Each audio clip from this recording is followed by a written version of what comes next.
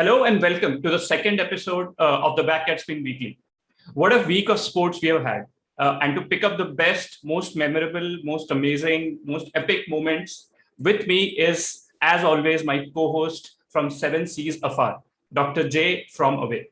Welcome, Doc. Hope the summer has finally arrived at the farm.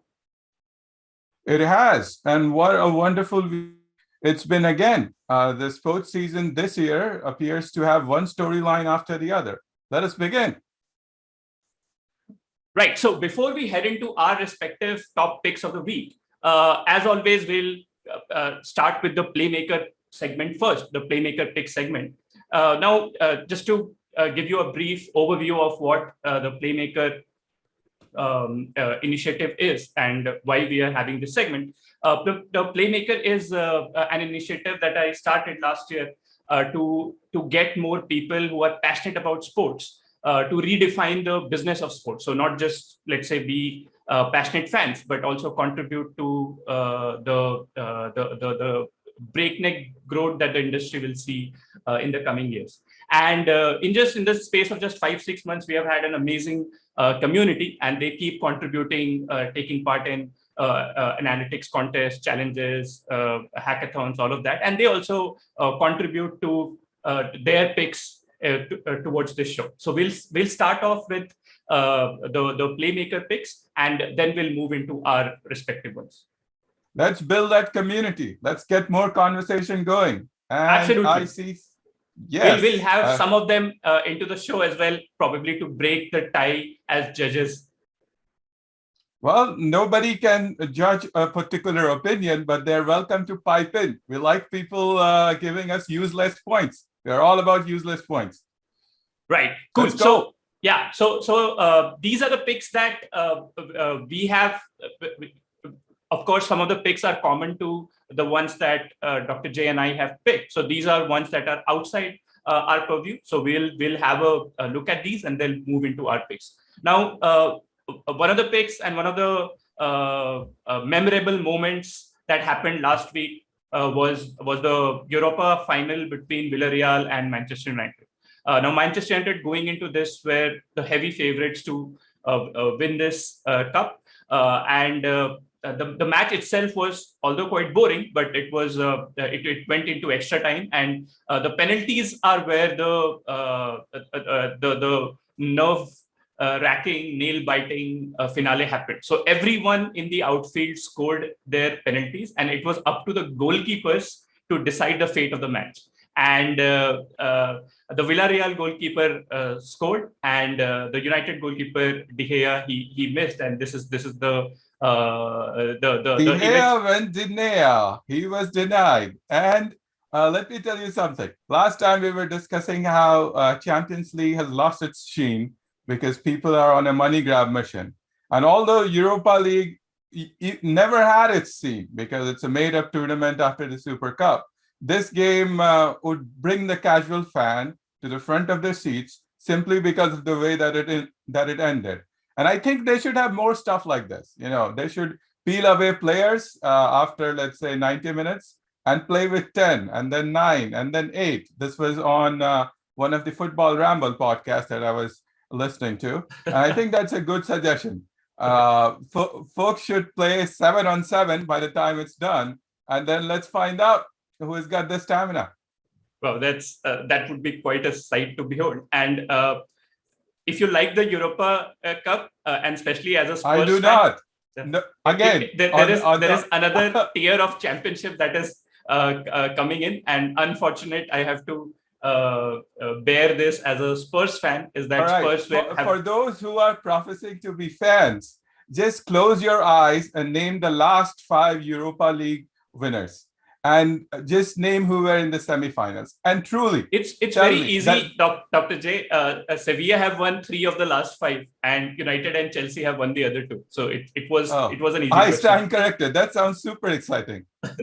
Right. So Spanish clubs have their hold, and one of the ex-Arsenal coaches, he got the opportunity to lift the trophy. So this was this was suggested by Karthik, and it is one of the playmaker picks of the week. And the other one suggested by Bala is IPL finally deciding to have some sense, and this is something that probably they should have done. So I have earlier, no idea about this. How is this a good thing though? Like, it's just a I don't news. think that- It's a big news, sporting news of the week. So IPL moving to Dubai in September, and now BCCI will bully every other board to shift their respective series and say that, hey, we are having an IPL, just screw you, just send in your Screw players. you, pay me. Yeah, Yeah. absolutely. That's the model. But I don't see how this is a playmaker pick though. They will make people in other countries sick. Is that the upside of this? No, Instead the of India? IPL will for the cricket fans, the IPL the IPL will go on, and just like it happened last year, somewhere around September, October in the Middle East. So I think that's what. And as I told you, that these picks are beyond what we have already picked. So a lot of the picks that we have done were included in the playmaker picks, and these are the ones that were outside the pool. So be a little gentle on that. So let me ask another follow-up question that may sound a little off, but do people really like IPL, or is it more something that you watch while you're having dinner? Like if you've been following cricket, I mean, you like test match cricket, and maybe you like some one-day cricket too. But that's the cricket that you get into. You are in it the whole day. You're really zoned in on what the strategy is. IPL, is that something that's like a snack, or are people like so into it that it's going to make their sporting season? Yeah, so I think it's the generation divide that has happened. If you talk to our nephews, and if you talk to the people who are 5-10 years younger, they would tell you that the IPL means everything to them. And for the casual fan and for the fans who are just coming into the game, IPL is bigger than everything else. And we even have a shorter version coming up in the summer, the 100 as the English version of the IPL. So I guess it's all a part of. Why not go tennis ball cricket? That would bring more people in. Just use a red tennis ball and have a tennis ball cricket. Maybe on all we'll the see small that towns. In our lifetime. We might also see that. So maybe that Yes, is the way I the would game be is. 100% for that, because if we are democratizing the sport, then getting the kit prices down, everyone can participate. It will be fun, and it will look good on TV too. Let's go tennis ball cricket, before we just make it more like baseball, and it's all a power play basically.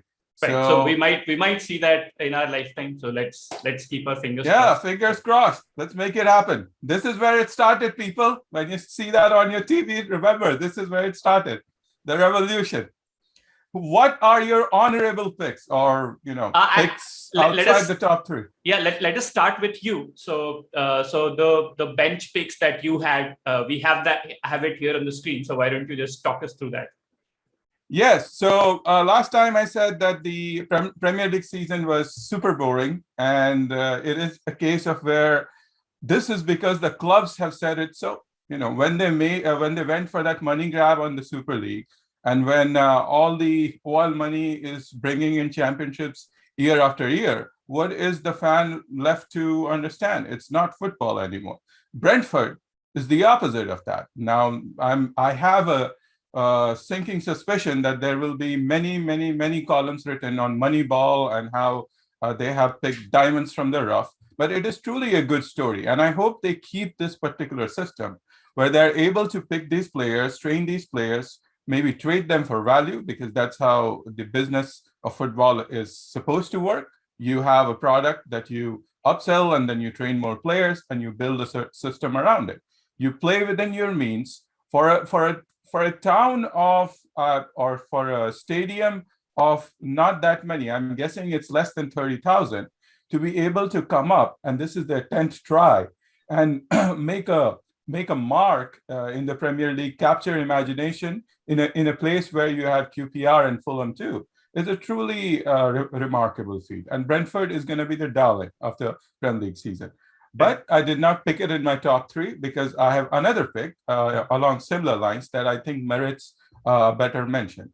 Now, you know my emotions about the Champions League and Europe right now. I don't think it is very exciting. You have the same leagues trying for a money grab, but this guy over here, Kante, who Barney Rooney in his excellent column calls an agent of cohesion, really put on a show and showed how you can control game kind of like a true playmaker. There was a play where he stripped Mahrez, and I think he was running while the ball was in contest possession. Yep. So these are the plays that you tune in for.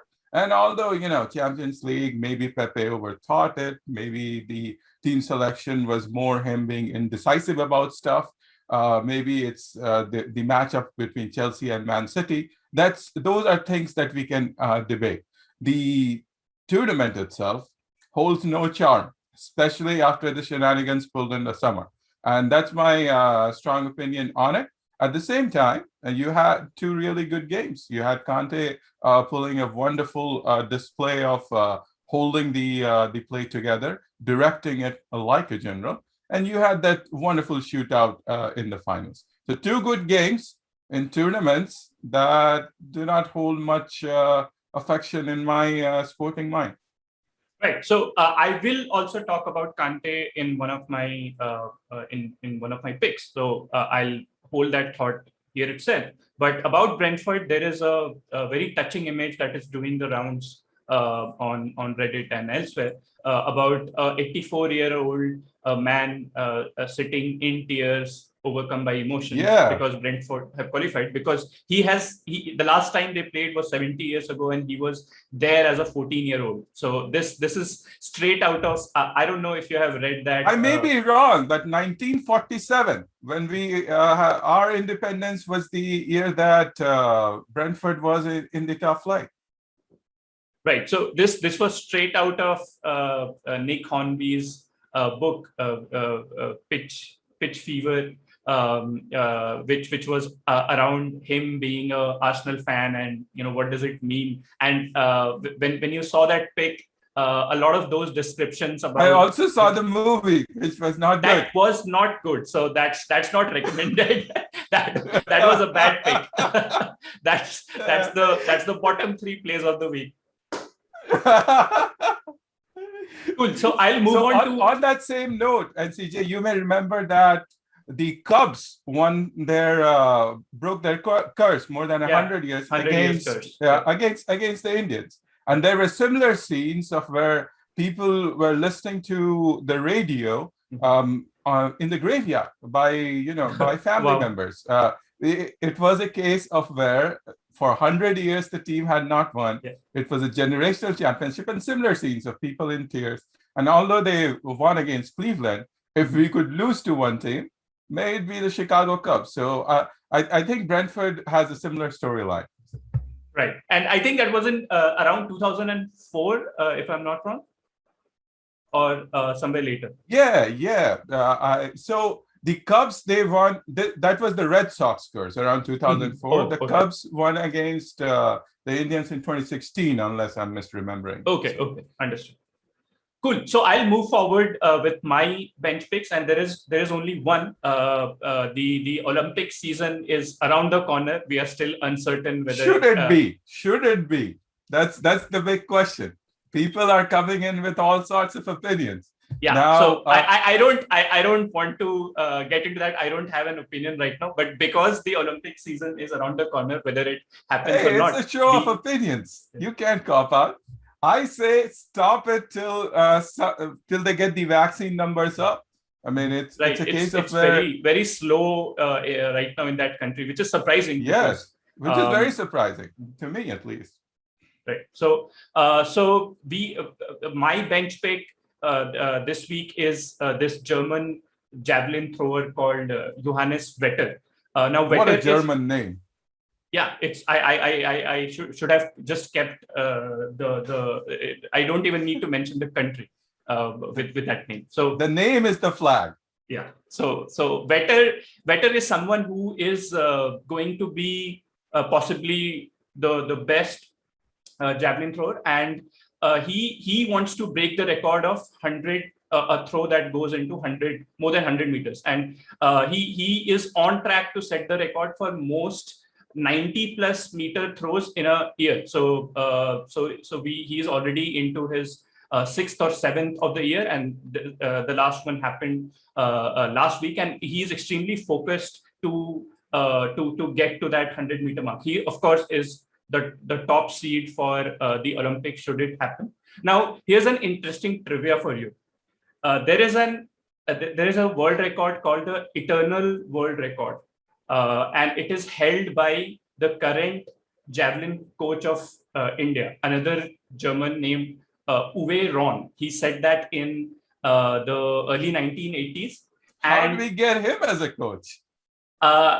I don't know. Maybe something is happening in the Indian Sports Administration. But his record is that he has thrown the javelin 103 meters in the 1980s. Now, unfortunately, what happened just after his record, after 1 or 2 years, they changed the center of gravity of this javelin so that it is more front heavy. So it will topple before it goes that distance. So what they could do about the front heavy thing, though, right?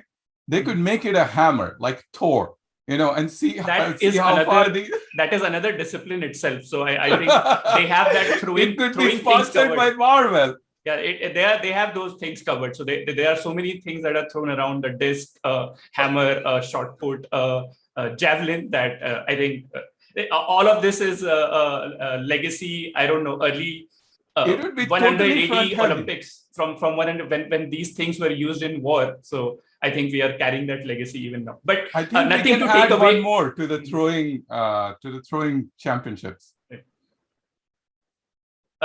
Which one? Hammer. I like the hammer. They already have a hammer throwing, so it's not the standard Asgardian hammer that we see in pop culture, but there is a hammer throw that happens. Oh, it does? See, yeah. I didn't even know that. Yeah, so nothing to take away from this sport and the kind of discipline. Especially Vetter is someone who went through some personal tragedy and injury in the past couple of years, and he is extremely focused to do that. And let us hope he breaks that record and becomes one of the other 100+ meter champs that are out there. So that rounds up our bench picks. Now, Dr. J, how about this? Will add one more to the things that these storylines matter. You tune in for the 100 meters. If Vetter is going for something that is epic, then people will tune in for that. I had a chance to look up the hammer throw, though. That is not a hammer. This is like a misnomer. This is a total misnomer. Folks, look up hammer throw and tell us if that looks like a hammer to you. I want to know, who came up with this name. They probably translated it from the Greek and gave it to an intern or something. Let's go to the picks. Cool. So let us start. This rounds up our bench picks, our honorable mentions of the week. Let us go into the top 3 picks. And Dr. J, why don't we start with your number 3? Oh, yeah. So now, Blackpool is one of those places that you've heard mocked in whichever English movie you were seeing. By all accounts, not a desirable neighborhood, to put it mildly. Tough growing in that neighborhood. This particular team has seen many ups and downs over the last 20 years. And ownership to fans relationship that has been one of the most the only word that pops to mind is toxic. In all of sports that I have read of, fans did not turn up to Wembley the last time they were playing they made an appearance over there. There were protests right on the pitch where fans would not let a match go through. Finally, this ownership situation got resolved, and we have a situation where a local lad took in ownership, and now they have the under-23 coach from Liverpool coaching this team. And this is a team that has really done well in plains. Unlike Brentford, they have a good record in there, probably the best record. Someone can fact check me on that one. Now, Kenny Dougal, Socceroo, was laid off by Barnsley. It didn't have a team, and Nick Cressley saw something in this kid and took him up. In the finals, they went down very quickly. Within a minute, they were down. Lincoln City, another good story. But Dougal, left foot, right foot, put that on his Insta too, gets them up 2-1. And now they are up, they're in the championship. This is where football has meaning. This is where fans tune in day in and day out, and it's a major part of their life. And it is something that they're so passionate about that they're willing to turn up in numbers, express their opinions, and be vested in the local players. Now, the reason I also picked Kenny Dougal is he had an interview, by the way, real Australian name, just like Johannes Vedder. It's a chance to play at Wembley. It's a disappointment that it is only 10,000 fans. So this kid was all hyped up and ready to play on Get the him big to game. MCG. Yeah, let's get him into one of those bigger pitches. He has been picked by the Australian soccer team. It's going to be his first cap. They're training, I think, in the Middle East, and I'm looking forward to seeing this kid perform on the bigger stage. Looks like someone who is all pumped in and tuned in, and hopefully in the championship, Blackpool continues its onward march. Really good story and really good playmaker. Hats off to you, Kenny Dougal. Cool. Thanks for that. And I think the thing that you mentioned about Blackpool has been covered in one of those footballing movies. I don't even remember the name. I think there are a lot of desis around that area. If I'm not wrong, That's Lancashire. Okay. Yeah. I will just check up on this and probably have this in our third episode because that is people of the pod. Tell us what we're missing. We want to hear from you. Right. Cool. So I'll move on to my number 3 pick this week, and my number 3 pick this week is this tennis player called Pablo Andjuar. His pronunciation itself sounds like Kandahar, so there is that. So Pablo Andjuar is someone that I didn't know of, and I think a lot of people in the tennis watching world, tennis fan world might not have heard of. But last week he pulled off a couple of amazing heists, and as a 35-year-old 68th ranked player, you would think it is time to fade out into the sunset and celebrate a top 100 career and then just focus on other things in life. But this guy last week in the Geneva Open, he spoiled Federer's return party, and it was a match that I was eagerly looking forward to. In fact, I had searched all across the internet to look for a link to watch that match. And I later realized that ATP TV themselves, bless them, they are broadcasting it on free on their YouTube channel. So I tuned into that eagerly, and I saw this guy coming back from a set down and beating Roger Federer. So I thought, wow! So I have just witnessed one-off victories, but this week, on Sunday, he was playing against Dominic Thiem in the first round of the French Open. And Thiem, of course, is a repeat finalist at Roland Garros, is one of the folks who generally does well on clay, although his recent records have not been that encouraging. But as a 68th ranked player playing against one of the top seeds and one of the contenders of the tournament, he went 2 sets down, and he has never won a match from 2 sets down. But what a moment, what a stage he chose to break that record itself and get his second top seeds scalp of 1B. and go into the second round. So my number three pick. Maybe he can be the Robin Soderling of this generation. Yes, and in fact, the draw that Thiem was in is one of the it's wide open because Federer and Nadal and Djokovic, all of them are in one part of the draw, and Thiem was in the other part. So so that has been blown wide open. Although, of course, Djokovic keeps on taunting the so-called next gen, but there are a few players that have done quite well. There is Medvedev. There is, of course, there is Tsitsipas. I don't want Zverev to do well. In fact, he was 2 sets down against Otte, but he came back and he in fact served a bagel in the final set. So there is Zverev as well. Khachanov is doing well. I don't know, Dr. J, if you have heard about Yannick Sinner, but he's one player that along with me, a lot of fans are really looking forward to. So he's a 19-20-year-old kid who has been born and brought up in the northern side of Italy, in the prime skiing region, and he was at the age of 13, he was the skiing champ, junior skiing champ in the country, and then he switched sport. He was considering both football and tennis. Then in football, he said that, hey, in football, there isn't a lot of things that I can control individually. So let me pick up tennis. And in just, he's someone who has picked up tennis just 3-4 years ago. And he is already setting the, he has already won a couple of tournaments. He has reached the finals of a few. And his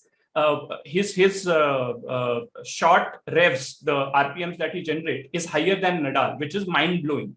Nadal is known for his topspin heavy shots, and there is this kid who has come up. He has just picked up his racket 3-4 years ago, and he's doing that. So I think we will hear this name. Sounds fantastic. So he is the 18th seed. I just looked him up. And he already has his residence in Monte Carlo. So I'm guessing he's already there. Halfway there. He has already made it in the top list of athletes. Already planning for the future. I was expecting Yannick with Yannick Noah spelling, but this is Yannick with a J. So I don't know if there is some kind of correlation between the naming over here, or maybe that's just a popular name. But to compensate for that, they don't call the second name Sinner. They call it Zinner. So it is Yannick Zinner. It's Yannick Zinner. Yeah. Okay, like Jesus instead of Jesus. Interesting. So Zinner. Let's go to zingers. Let's go to your number 2 pick now. Now, this is the man with the coolest name in all of sport, Ice Trae. After the game 1, and we cut our pod, the mayor of New York City, Bill de Blasio, chimed in saying, hey, Trae, stop looking for them fouls. And it was a case of where everyone was like, Mr. Mayor, please shut up. In the second game, when Trae was sitting in the fourth quarter, and that's a normal timing for him to get some rest in the fourth quarter, the Hawks went down quite a bit, and he could not bring them up to win the game, and it was tied 1-1.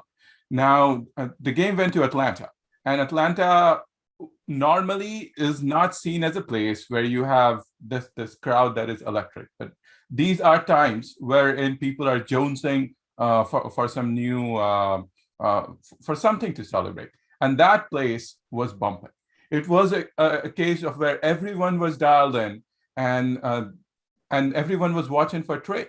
This is a 6'1" wiry kid who has a wonderful handle, keeps the dribble alive, is really good with the outside jumper. Not as good as Steph Curry, who is compared with, or Steve Nash, but not afraid to pull up outside.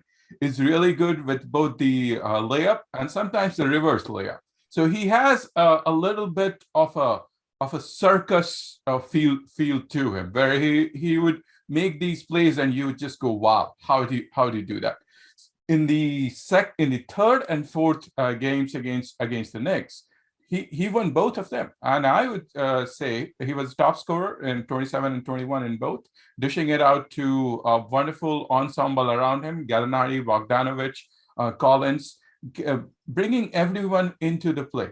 And he has been able to do that at this young age. I think he's about 22.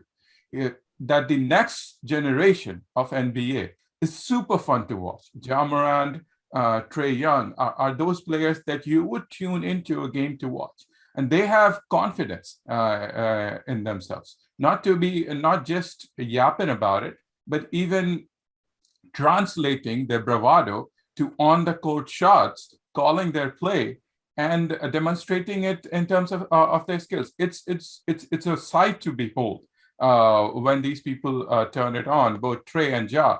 And I hope that once these playoffs have more of the younger entrants, Zion, I'm guessing, is going to be in the playoffs next year. It's going to be super exciting. We already have Jokic as the MVP this year. They haven't announced it yet, but the next gen is something really cool. And I will also say that Trae was spat on in game 2 at Knicks. Thankfully, they arrested and banned this person, and it's a case of where he did not press charges against the fan. He took the high road. It's a person who is performing on the court and winning fans, both from the play, both from having let's say that particular charisma in terms of the way he performs and the way he talks, but also keeping it on the court, playing for the fans, and a measured young man. I really do enjoy watching both Trae and Ja play. Ja for the Grizzlies could not pull the wins, but Trae is doing for the Hawks with a better cast around him. And I hope people tune into the NBA more with this younger generation. Right. I'll certainly watch out for him. I've been following on and off. So if Hawks win, who are they slated to play in the next round? So the Hawks are the number 5. I'm guessing that they meet. Who did they meet? Let me pull it up. I think it is Milwaukee, but no, I think Milwaukee and Brooklyn Nets are slated to play next. Then the Sixers. Then they are with the Sixers, if that is the case. So. That is going to be the Milwaukee and Brooklyn is going to be a good series. Yeah, Milwaukee, Brooklyn will be good. They have both. Milwaukee did that sweep, and Brooklyn pretty soon is going to do the 4-1. So those are super strong teams, and I'm looking it up with the brackets. What happened to the Heat? They were so good last year with Bam Adebayo and Jimmy Butler. I remember watching their matches. Injuries happened, and they just this time there was a point to prove. You can't lose again and again and be taken seriously in the NBA. It's a case of where when the Mavs back in the day lost to Golden State with the number 1 seed, 3 years later they came back to win the championship. So you have to make your case. It's a case where Jazz and Denver they ask for respect, but then you got to prove it in the playoffs. There's a reason people call some teams playoff teams and some teams regular season teams. So the opponents were dialed in to prove a point, and injuries are never good. Understood. So while you look that up, I'll just move on to my number 2 pick of the week.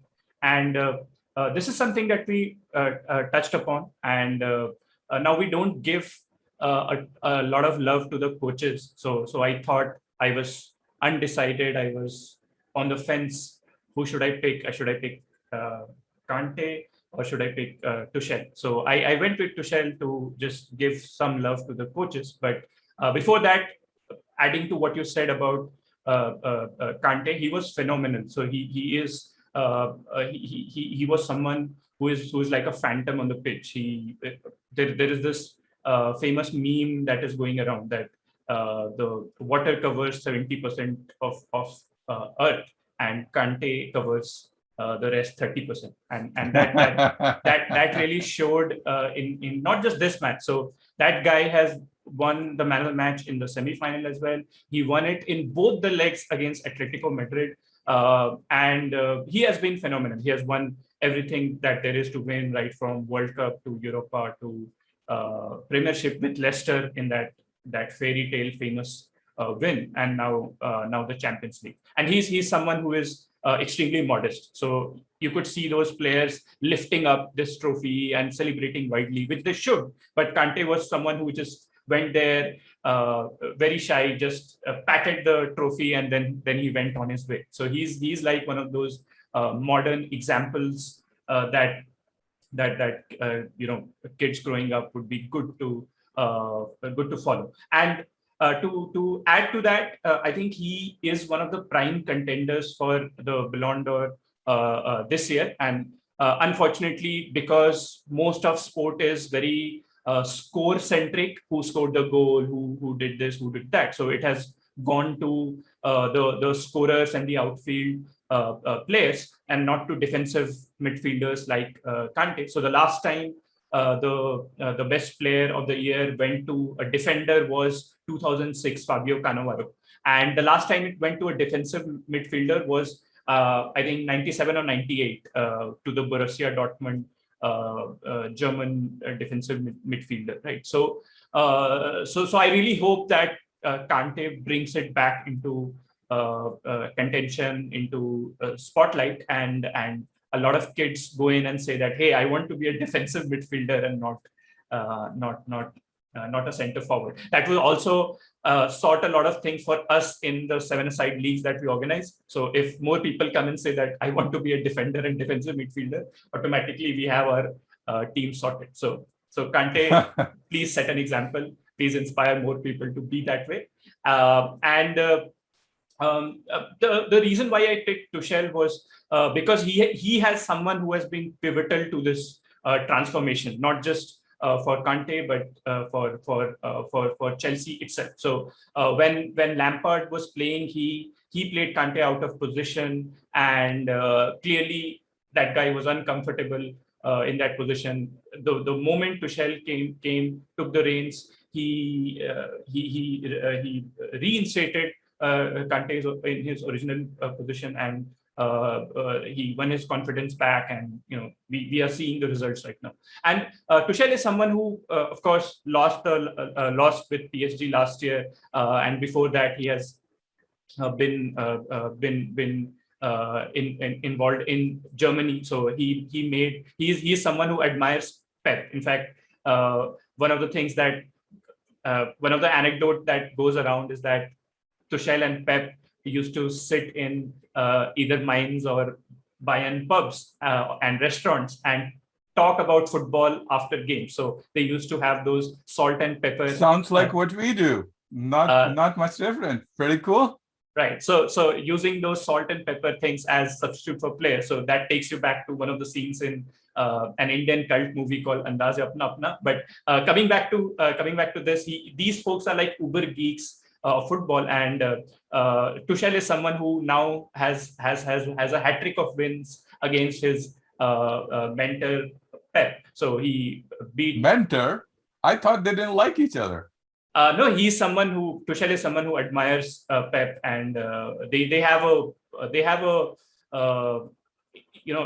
inspiration level relationship. So he is someone who has beaten Pep 3 times this season now in the Premier League, in the FA Cup semi-final, and now, of course, famously in the Champions League final. So Kante is I picked Tuchel over Kante, but really hope Kante's performance is inspirational too. I like it. I like the fact that we have someone other than the names that have been going around for the last 10 years in the coaching round make a mark. We need more coaches. Liverpool did see a marked difference with the stamp of someone who knows what formations are, how to get players motivated and trained properly. So you do see that coaches are making an impact. I am hearing that Pochettino is looking for a way back to the Spurs. I was going to say that probably one of these coaches are needed so badly at Spurs, and yeah, I am also hearing that. But I just read yesterday that PSG have extended Poch's term by one more year. I don't know if Levy is putting some pressure, and it is because of this pressure that they're doing it. But we would love to have him back. Poch is the guy who has revamped and re-energized Spurs in the past decade. So would love to have him back. I hope it's the signature of the coach. Just like you have Klopp at Liverpool, it's Poch at Spurs. You know, it's kind of creating a culture. Yes. So the Sixers will indeed be facing the Hawks if the Hawks get through to the Knicks, which looks more and more likely. Let's move on to the top picks. Yes. So let's go with your top pick first. Yes, and although we love our useless points, this is a case of where it's not me trying to win this particular number one. I will try and stay within the bounds of measure in this particular discussion, but this is something that is a travesty. Have you ever tuned into a tennis match thinking, hey, I cannot wait for this game to be over and listen to what they have to say at the press call? Is that something that fans have ever done in their life? This is a power trip by some federations who are not taken seriously for a reason. This game is about players, and these are humans with needs, with mental health needs that they should put first. And kudos on Naomi Osaka for not only doing that, but also for setting an example. It's a case of where she has said that she has been very graceful in it too, taken the high road, said that it is me withdrawing and I need some time off.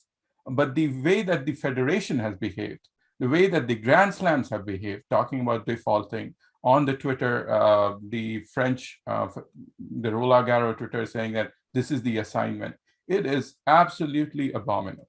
They do all these PR exercises where they come up and say, hey, we are on the side of the players. We love the athletes. We love the fans. Mental health is important. And then when it really matters, for a person who is known to be shy, Naomi has been known to be shy for a long time, including with that endearing win in the US Open when the fans first came to see that. When I tune into a tennis match, I want to see players on the court. And I know that they have different personalities. Let them be. Let them play. Who made the rule that you have to do a press conference in able to display your God-given talent on the court? This is the assignment. We are not watching people take a test. This is not school that we are tuning in for. These are athletes with generational talent. I want to see Osaka on the baseline, returning volleys. I want to see that ace that she has up her sleeve. This is what you tune into play. And Osaka has taken the side of multiple causes. Even though she is an introvert, she has been outspoken about the need for equitable treatment. She has chosen Japan as the team that she represents, gone into sports ownership, the North Carolina Courage, a team that I enjoy watching, really good in women's soccer. She's a co-owner over there. She has been the face of tennis. Fans identify with her. And for these federations and these presidents to come in and make statements that are both vanilla, that do nothing, and to pressure players into doing things that are against their best interests, it's a travesty. And I hope they rethink it. She's got lots of support from Billie Jean, from Serena, Steph has chimed in, Usain Bolt has chimed in, and I hope she takes whatever time she needs, and when she's back, she's not pressured to do these inane, that is what it is, asking questions on how did it feel out there today. Do you think your clay game is lacking because of X, Y, and Z? We don't care. We care about what's on the court. And for these federations to say we are doing it for the fans, not for this fan. This fan wants to see the players on the court. For them to say they're doing it for media, just read Jonathan Luke in The Guardian. We are not the good guys. That's the title of the article. Half of media will, more, if not more, will say that let the players play. This is something that has demonstrated itself in multiple players over years. Marshawn Lynch famously went to the Super Bowl conference and said, "I'm just here so I don't get fined." Ricky Williams before that had issues with anxiety and he left the NFL partly because of that. So let these players address their whatever needs that they have as a person and let them play on the court, which is what fans tune in for, which is what media analysis is for, not to be able to be bound to this barrage of inanity once they have lost a game. That is detrimental to both their well-being, and that is not good for fans. This, for all her accomplishments, we have to remember, this is someone who is 23 years old, who is dealing with the spotlight. Her personality is not accustomed to just, she is not Kornikova or Sharapova. She wants to play on the court. She wants to have her voice heard, has a direct line through social media now. And for people to force these players into it, it is a travesty. I think that's the only word for it. And hats off to you, Naomi. Truly, hats off to you for taking a stand. Right. I agree. And I have been a fan, not just of her as a player, but her activism and the support to the BLM movement and the way that she did it last year was extraordinary. And I also like her communication. So even in the letter that she wrote when she withdrew from the Open, it is so direct, it is so informal. It's not like it's not written like a press release in third person and with some confusing words. It's straight from the heart and very direct, which I think is, I don't know if she writes it herself, but it shows some genuine connect with the fans and her voice being heard. So I kind of agree to this, but in the last 7 to 10 days, the kind of events that have transpired, it has not been 100% consistent in the sense that when she first told that she was not going to she was going to sit out of interviews, you got a sense that it's not me, it's them kind of message. Then during the week, when her sister came on social media, Naomi Osaka, she had this Twitter, she had this Reddit post which was then deleted within like a couple of hours, where she went into this convoluted explanation of how Naomi is not. It does not want to. She has not performed well on clay, and it affects her mental health to answer repeated questions on that. And I totally agree. As in, it should be the player's call. If the player wants to do the press conference anyway, as fans, we get to see players talking to folks like Jim Courier, who just go there casually, ask a few questions, and then come back. That is the kind of interview that we end up watching, not the one after that, right? So for people who want to do that, let them do that. For people who don't want to do it, don't pressure them into doing it. And I think Osaka is setting that example, and possibly once the dust settles on this, some laws are going to get reviewed thanks to her. And I really hope, for the sake of players and fans, that some sort of normalcy resumes in terms of what is right and what is not. Yeah, and right. Let's address those 2 points that you brought up. This is someone who is trying to find the optimum balance for performance on the court and her own mental well-being. And for her to choose what works for her is a right. She doesn't owe anything else to the fans, to the media, to the federation, than performance on the court. 100% on the court, in the within the rules of the of whatever tournament that she is playing in is what she owes. That's it. Or saying that contractually she is obligated. Who wrote those contracts? Someone came up with this language so that she has to do these press conference. There is no like long held tradition to it. This is this media held event has been there since maybe TV came into a play. Right. People can go and communicate via social media, as she very gracefully does. Players, press, and fans. Better for all of them. Very real graceful statement over here. Further, that Reddit post that her sister did, she deleted that. She apologized to her sister for it, and it was in a way the unvarnished truth. How would you, as a person, whoever you are in your professional life, like a mic in your face every time you come out of your meeting? Hey, why didn't you deliver that particular thing? Why didn't you deliver this particular thing? Think about that the next time you're thinking what these people face. She, Clay, she is something that she's getting acclimatized to. If she has a bad game, why does she have to, have these made-up questions thrown in her face? She can decide not to. What also boggles my mind is things like the President guys just coming in and putting a statement out, and then not taking questions.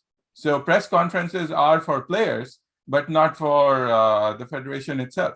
It's hypocrisy at its highest level. You see this in FIFA, IOC, IPL, name a particular league. It's people out for a power trip, people out for a money grab, and the athletes are the one who kind of have to take a back seat sometimes. And Naomi is saying, no, that's not going to happen in this particular case. Well done, well done. And I hope they change it. And I agree to the whole ecosystem of media being changed. Right now, it's democratized. It's not like you need to watch a TV interview to interact or read about the players. The social media is there, and I think it's time to dismantle that tradition as well, that people have to go in and except F1, which I really enjoy, and a lot of fun press conferences happened. And I think the James Hunt way of dealing with, I don't know if you have watched the movie Rush, and I don't know how true that incident is, but the James Hunt way of dealing with an irritating question is probably one of the ways to go. I just put a mic on those drivers, and we'll get some Hakkinen moments every single time, and that will be half the entertainment value, if not 100% the entertainment value. This is also an individual sport. It is not the Cowboys coach having to answer for a given transfer or a play that they ran on the field. This is not, Delhi Daredevils coaches and managers having to answer for whatever picks that they have. This is an individual player taking care of their individual health, which these federations should be for.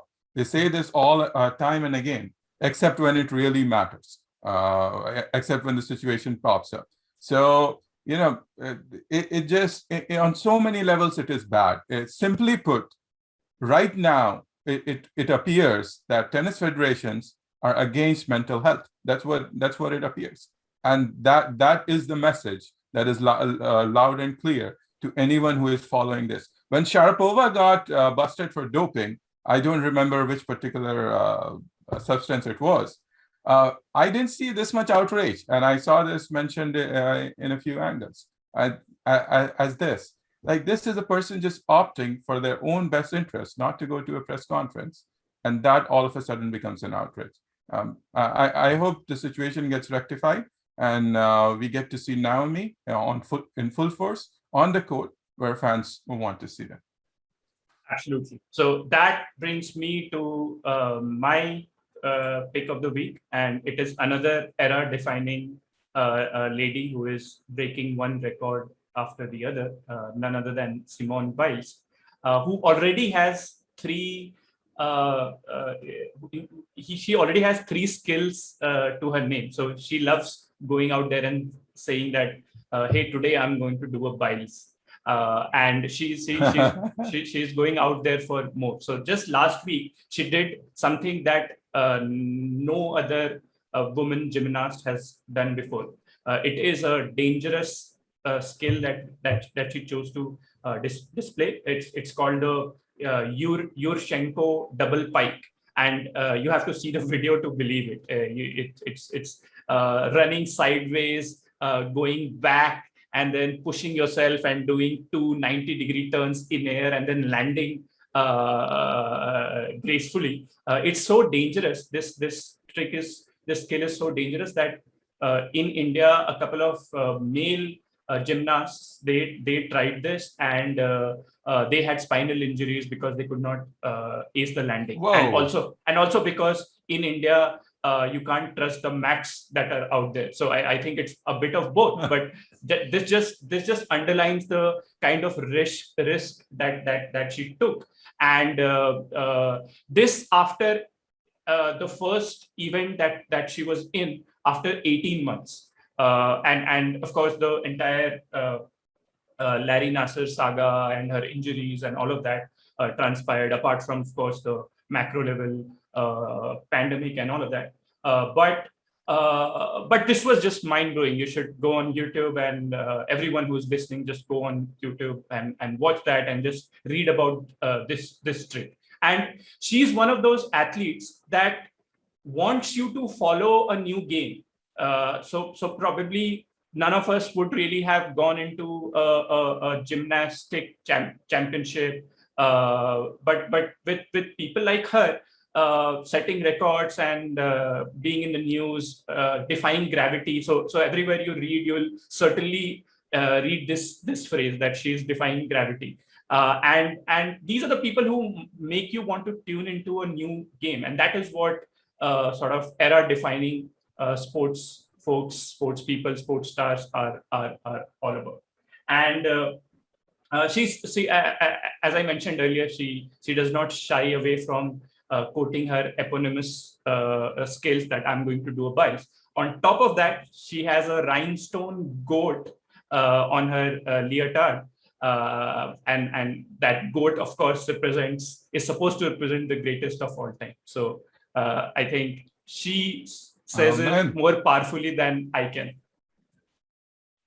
And she's another person who has taken on the hypocrisy of the federations and just been really upfront about it. You know, there needs to be a total reorganization, if not dismantling, of the way U.S. Gymnastics Association handles its affairs. And the most powerful person, the most powerful athlete has gone in and made that statement. I love watching Simone, as do millions and millions of other viewers. There is quite a bit of sports science behind what she's able to do in terms of gyration. And it is worth doing a deep dive on YouTube, as you mentioned, NCJ. This is a worthful YouTube dive. Half an hour of your time will be very well spent on understanding how Simone does it.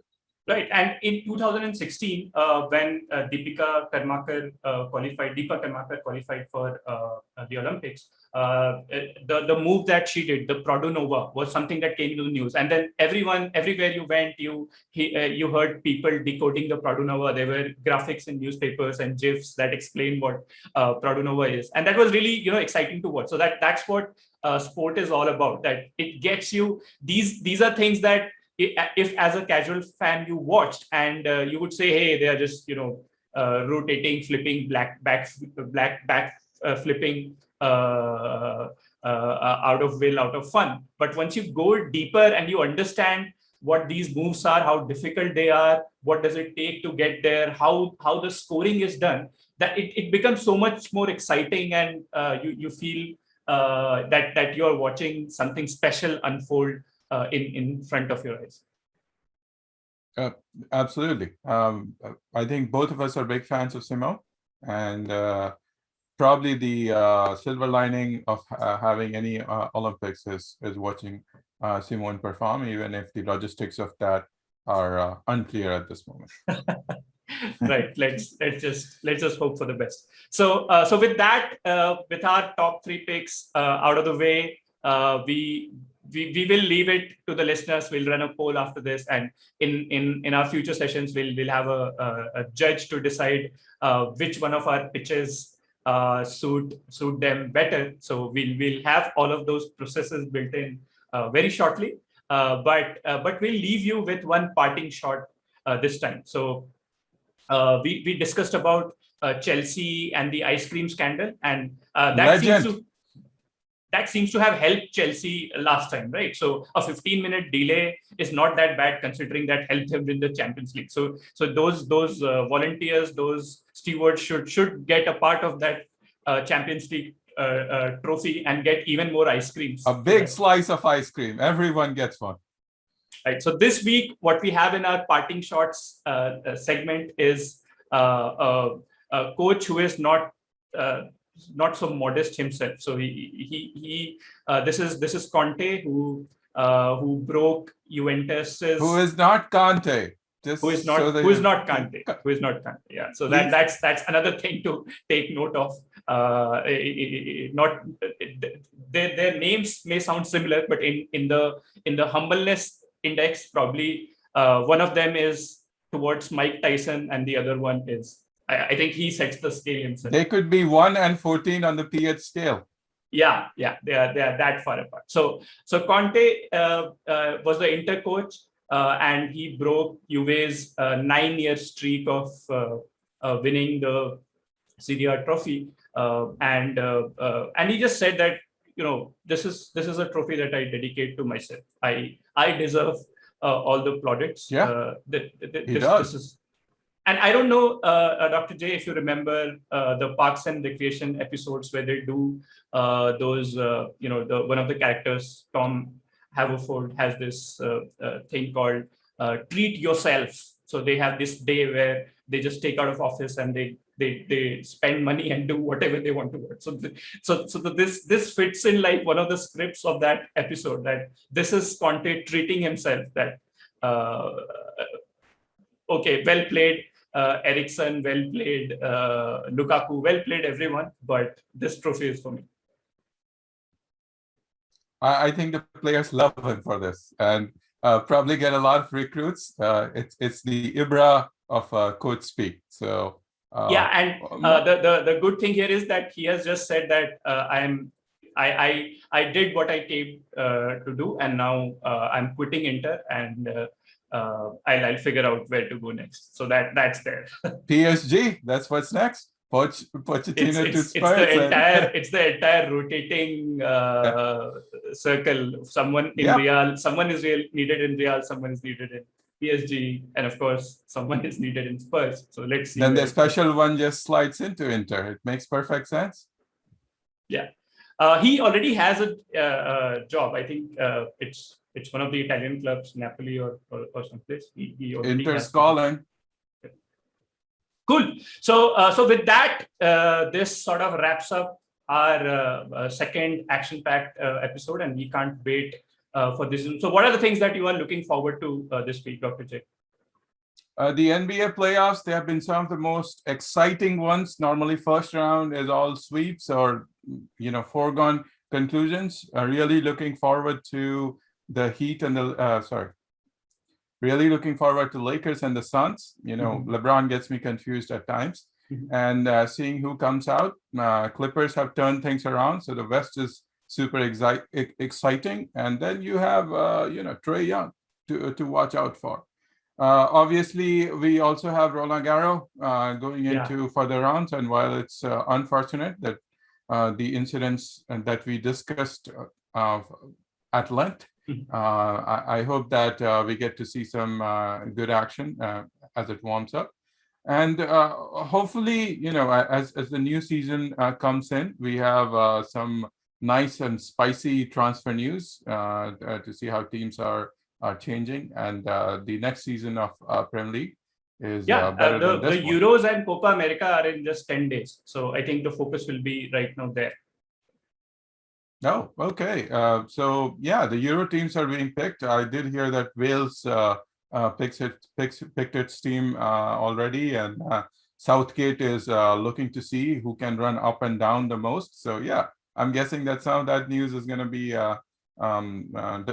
Next week, we're going to hear who is in, who is out, and maybe there will be a Baggio emission that people will be all talking about. Right. So the things that I am looking forward to, of course, is the French Open, and there are so many. So just like you mentioned in basketball, there's so many exciting young players coming into tennis, and we talked about Zinner, and of course the so-called next gen, as Djokovic would call, is there. You have you can just pick up any one of them, and the matches are so exciting. Be it Tsitsipas or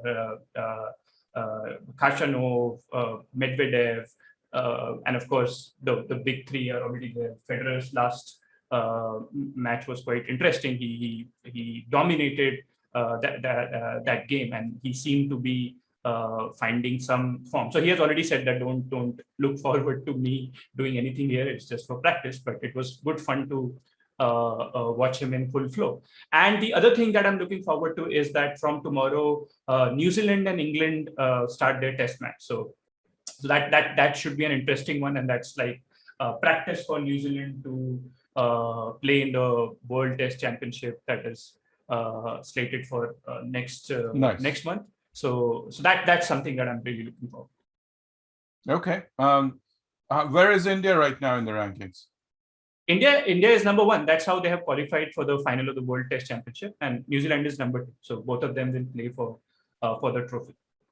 Yeah, I wish I could follow more Test match cricket. I miss watching it, and New Zealand England sounds delicious. I know that the way that these folks have put together these championships, now there's additional stakes. However, just watching a good